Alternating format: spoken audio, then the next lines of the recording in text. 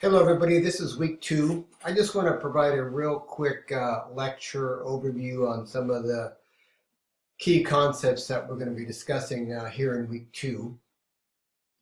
And one of those key concepts that we're going to be talking about this week is police discretion, and police discretion as it applies to ethics and making sure that our police officers make the right ethical decisions when police discretion is available. So discretion is decision making by a criminal justice official, and it could be anyone within the criminal justice system, obviously. And you're taking some official action, referenced formally or informally. So whether you're, for example, sentencing someone if you're a judge, or informally, something less complicated, such as dealing with a pedestrian on the street. It's based on an individual's judgment about the best or proper course of action. So the thing about discretion is it's based on an individual's judgment. Oftentimes, the police department will try to limit a police officer's discretion by providing policies and procedures or rules and regulations as a means to limit that discretion. In other words, the agency has taken discretion away from the police officer as a means to resolve a particular issue.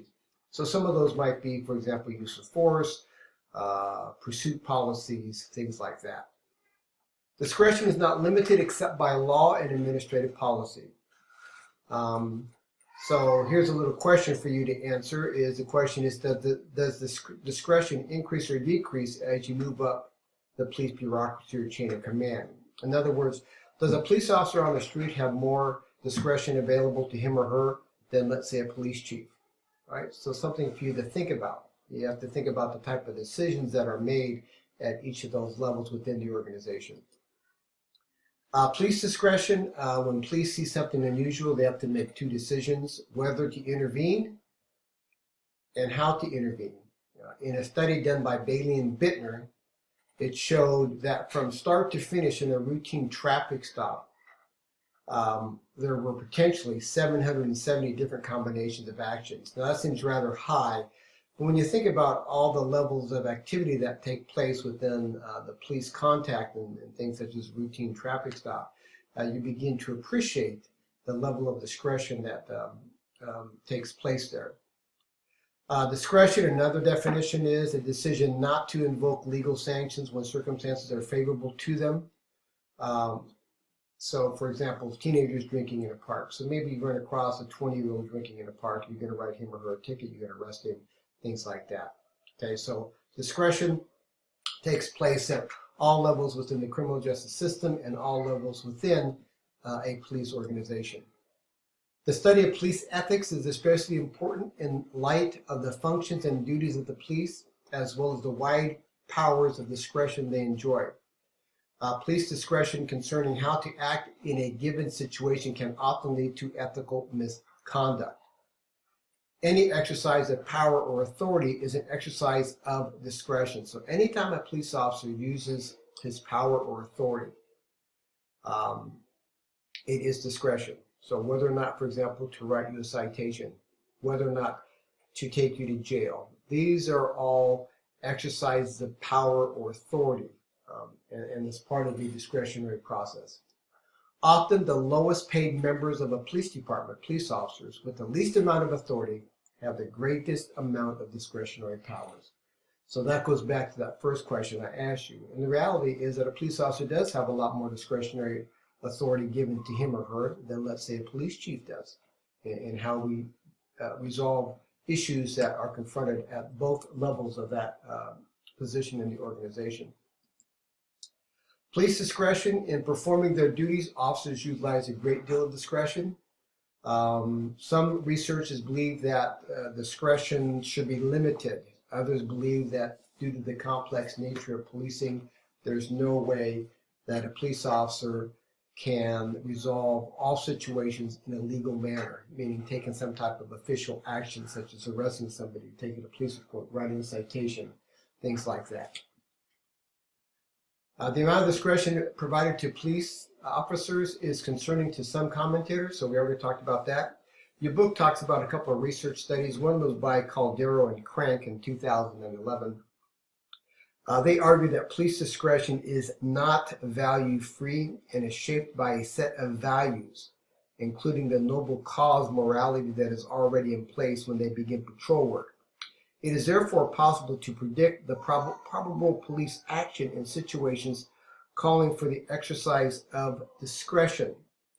Now, some commentators argue that police discretion should be limited so that, for example, the rules and regulations of the police department and ethical standards circumscribe that discretion.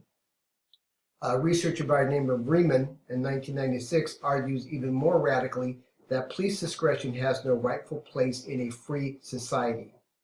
Another researcher, Manning, in 1997, points out that the policing guidelines themselves create uncertain circumstances and that the impact of guidelines is unclear because cases in which the guidelines were not adhered to are never reported to supervisors. So it does become rather problematic if you are somehow going to require police officers to use some guidelines. Its impact is really not clear. Police officers can find ways to get around guidelines or policies, and that's the chance that they take when they do so. Points of discretion. Discretion is not limited to arrest. Throughout the police repertoire of legitimate actions and department rank. So there are different types of discretion. Patrol discretion, for example, whether to pursue somebody, not pursue somebody, whether to stop somebody, question somebody, whether to frisk, whether to arrest. Sometimes unless mandated or the crime is a serious felony, there is some latitude there. So if you come across somebody that you believe is under the influence of drugs or perhaps had too much alcohol to consume, you may have some options available to you. They have a discretion in terms of order maintenance and peacekeeping, how to deal with an array of issues that they come across. Although domestic disputes is listed here, most agencies now limit the police officers' discretion in domestic violence, and this is a result of several key cases in which police departments were sued and ultimately lost in that lawsuit. But there is an array of ways that we are allowed to use discretion, and one of those is listed here as mentally ill. Those individuals that are all oftentimes associated with homeless people. As an investigator, you have discretionary powers whether or not to seek an arrest warrant, a search warrant, and an investigation, stuff like that. Organizational policy discretions include such things as defining department priorities. Maybe you've had an increase in traffic accidents and you decide as an administrator that you're going to start cracking down on traffic violators, and you give explicit instructions to your personnel that, for example, anyone driving 12 miles over the speed limit shall be issued a citation. In other words, taking the discretionary element out of it for a police officer. Or maybe you're having a particular problem at your park, let's say with drinking, and then you decide that you're going to crack down as a department on those people who engage in drinking and consuming alcohol at a public park. So those zero tolerance types of activities are ways that you can also limit a police officer's discretion. Here's just a list of sources of discretion. You can take a look at these. Obviously, the law is one way in which discretion can be limited. The work environment, remember that the police work is of low visibility. In other words, there's little direct supervision. And so how police operate in that environment allows them a certain amount of latitude and therefore allowed to use some discretion. Limited resources. Again, police departments have a limited number of resources. Full enforcement is not realistic or efficient, nor is the fact that a police officer can't spend hours on a call trying to resolve somebody's personal issue. We have other calls for services that are demanding police attention. So you have limited resources. So an officer is expected to handle the call in an effective and efficient manner. And so discretion is an efficiency tool. It allows an officer ways to resolve an issue quickly, efficiently, and allows him or her to move on to his or her next call for service. So again, here's more aspects of police discretion. You can take a look at this. It's difficult to limit a police officer's discretionary power because of varying situations officers encounter on a regular basis. So we often deal with different types of factors out there. An area that an agency will try to limit a police officer's discretion are those situations that are high risk, low frequency events. In other words, those things that when carried out can cause a significant amount of risk both to the department and the public, and that do not occur very frequently. So one of those, for example, is use of force incidences or police chases or something like that. They're high risk, but they don't happen very often. So a lot of times police agencies will have policies regarding these high risk, low frequency events.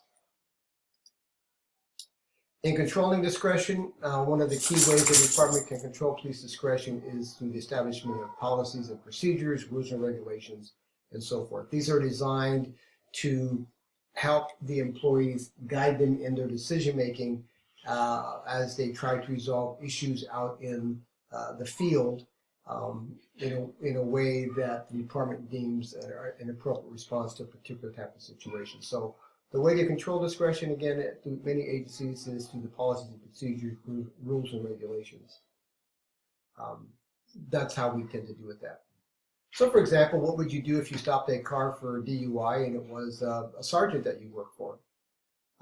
What policy should be in place to assist the officer in resolving this issue? And this is one of the things that we will address this week. It's one of the short videos I have for you, except the police officer stopped the chief of police.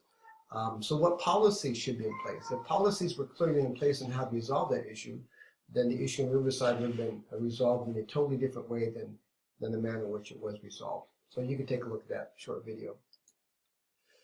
So basically, a Chapter 2 summary, you can take a look at it, but police corruption, abuse of power, inextricably linked to the nature of policing and the police culture. Policing model, which has an influence on how the police operate. It may be considered a crime fighter model, an emergency operator, social peacekeeper. And the type of model chosen by the department influences the relation between the police and community, police culture, and overall ethical standards employed in policing. So you can take a look at that. That's in Chapter 2. Police have extensive discretionary powers. We talked about that. It can be used for good or it can be used for ill. Some argue such discretion is too wide. Code of ethics may be one way of limiting police discretion. Evidence suggests police mostly depend on their own personal notions of ethics. In other words, an individual tends to decide ethical issues based on his own personal notion of what a proper ethical decision is for that particular problem. Okay, one last thing real quick on this brief segment is I just want to talk about the rise of citizen journalists and police use of force. Citizen journalists is the fact that citizens are now capturing much of what police do on their cell phones. And so this is referred to as citizen journalists. These are the events involving police now regularly being captured on telephone cams and being shared online and with news media. So this has resulted in a rise of citizen journalists, has changed the consciousness of officers. Officers are now acutely aware of such cameras. New visibility has been seen as a form of disciplinary power. In other words, sometimes these events unfold, and based on those events, the public demands that police officers get terminated or prosecuted or something to that effect. Okay, so it's having a huge impact on police officers and how they use their discretion. And so now police officers are more aware of this. Okay, I'll have another short clip here on the next couple of chapters, but I hope this gives you some idea of the significance and the importance of discretion in policing. All right, thank you.